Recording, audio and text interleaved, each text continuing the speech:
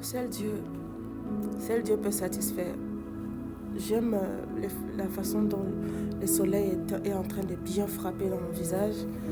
Je sais pas, c'est comme si ça augmentait au fait tout ce qui se passe autour de moi en ce moment. Et j'aime ces heures ici. Il est 18h32 exactement là où je suis. Et c'est l'heure où le soleil commence à aller vers... I don't know, je sais pas comment on le dit, mais dans quelques minutes, le soleil va se coucher. Et c'est à cause de ça que ça frappe comme ça sur ma fenêtre. Mais sinon, je vais partager quelque chose que je sens faire. Que je sens faire. Parce que, vous savez, les gens pensent souvent qu'on est un peu fou lorsqu'on parle un peu trop de Dieu. Ils pensent qu'on n'a pas d'autre chose à faire lorsqu'on parle un peu plus de Dieu, de Christ, de Jésus, de l'Église et de tout ce qui tourne autour du royaume. Mais sinon, je vais vous raconter une histoire. Je me suis retrouvée au début de cette année, dans une situation où tout chamboulait autour de moi. Et à part ça, carrément des personnes très dont j'avais vraiment beaucoup de confiance. C'était complète. Bon, raconter des choses. Et en ce moment-là, Dieu m'a dit, je sais combien ça te fait mal, mais je suis là. Je vous assure, même lorsque les choses sont en train de secouer autour de toi, même imagine-toi quelqu'un qui crie dans tes oreilles, là, ça crie fort là, tout près là, en train de crier, hein, pour que tu puisses carrément avoir l'attention que sur cette chose-là. Si tu es très conscient de la présence de Dieu, si tu es quelqu'un qui demeure toujours dans la présence de Dieu, tu seras plus conscient de la présence de Dieu que de tout ce qui se passe autour de toi. Comment ça se fait qu'un homme qui était en train d'être puni à cause de son amour pour Dieu, à cause de la façon dont il cherchait Dieu chaque jour à la même heure, il s'est retrouvé en prison à cause de son amour pour Dieu, à cause de sa capacité de demeurer un insatisfait pour Dieu et de prier pour son peuple. C'était un intercesseur, c'était un prêtre, un vrai sacrificateur, au vrai mot, bien qu'il n'était pas en train d'exercer comme à l'époque, mais c'était vraiment quelqu'un qui avait compris son rôle. Et ça, si je parle de Daniel. Daniel dans la fosse aux lions, beaucoup de personnes aujourd'hui, je peux même dire même moi, si je me retrouve dans la fosse aux lions, aujourd'hui je me retrouve dans la fosse aux lions à cause de quelque chose que j'ai fait pour la gloire de Dieu. Comment est-ce que je vais réagir? Comment est-ce que je vais prier? Est-ce que je vais prier en disant, dans le nom de Jésus, les lions ici ne vont pas me manger? Ou je vais prier, comment tu vas prier d'abord? Mais vous savez ce que le Saint-Esprit m'a dit? Le Saint-Esprit m'a dit ceci. Daniel était tellement très conscient de la présence de Dieu. C'est un homme qui a cultivé cette intimité. Il savait combien Dieu était présent avec lui et pour lui dans chaque situation. Que même lorsqu'il y avait des lions là, au moment où les lions sont venus vers lui, c'est vrai, il a vu les lions, mais il a plus vu les seigneurs. Sa conscience n'était pas humaine. C'est quelqu'un qui s'était carrément vêtu de cet aspect spirituel des prêtres sacrificateurs. Mais au-delà de ça, c'était vraiment un intime de Dieu. Il était intime de Dieu, de la présence de Dieu, qu'il ne s'est pas soucié de ce que les lions pouvaient faire. Et sa posture, quelque chose que le Saint-Esprit aime beaucoup me parler, la posture qu'on a. Ce n'est pas la manière dont on prie, la position compte, c'est vrai, mais la posture de notre cœur compte plus. Et sa posture n'avait pas changé. La posture de Daniel n'avait pas changé dans la fosse aux lions.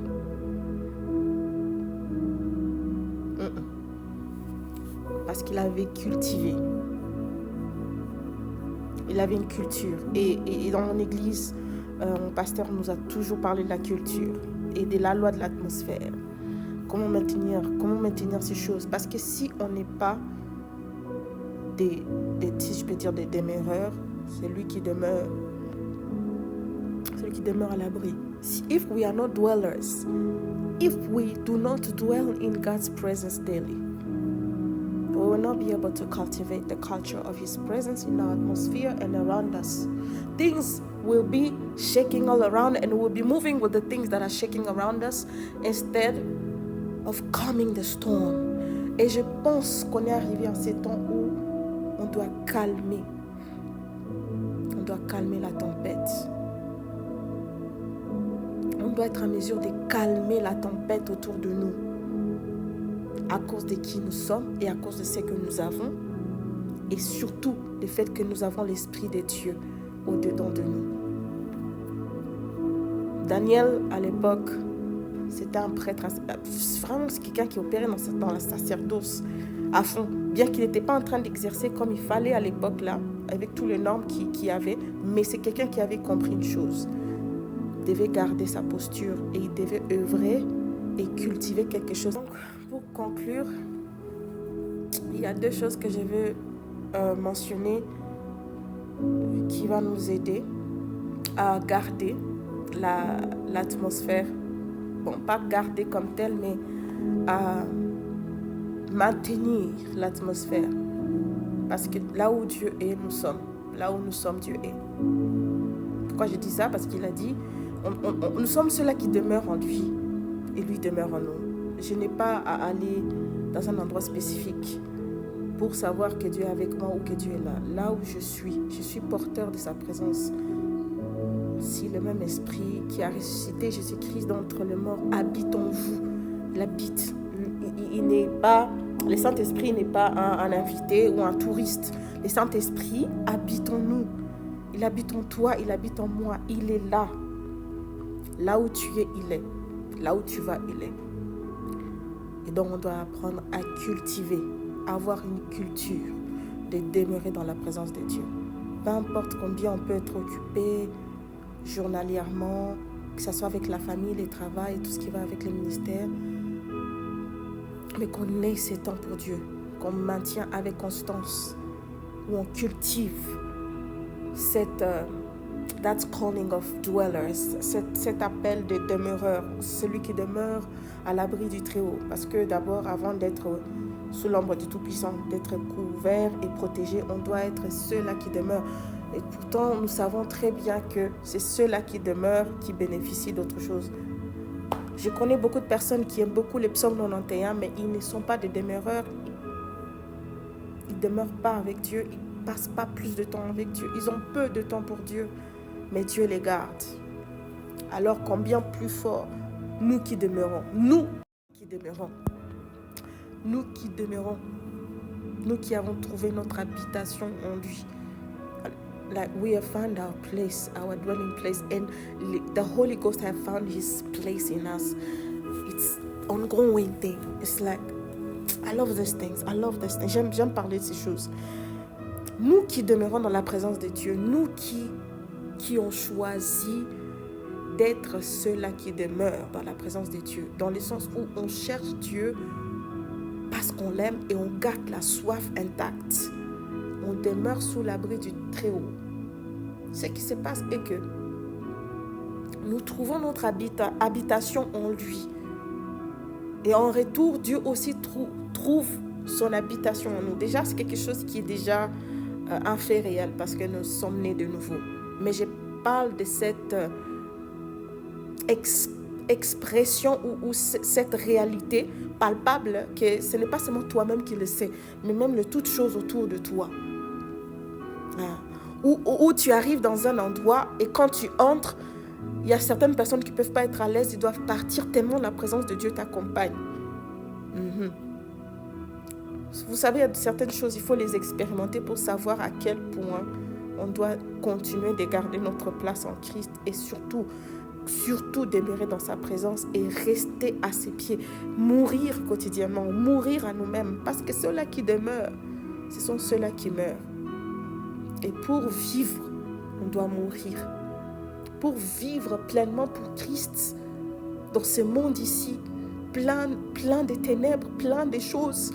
Le monde est tellement méchant, les gens qu'on ne pense même pas, qui peuvent être une porte, sont des portes, mais par sa miséricorde, nous sommes qui nous sommes aujourd'hui et nous gardons la... Donc malgré les coups, on garde la même attitude, on garde le même amour.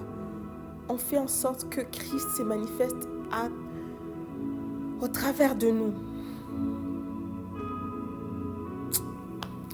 Seulement Dieu qui est capable de faire ce genre de choses.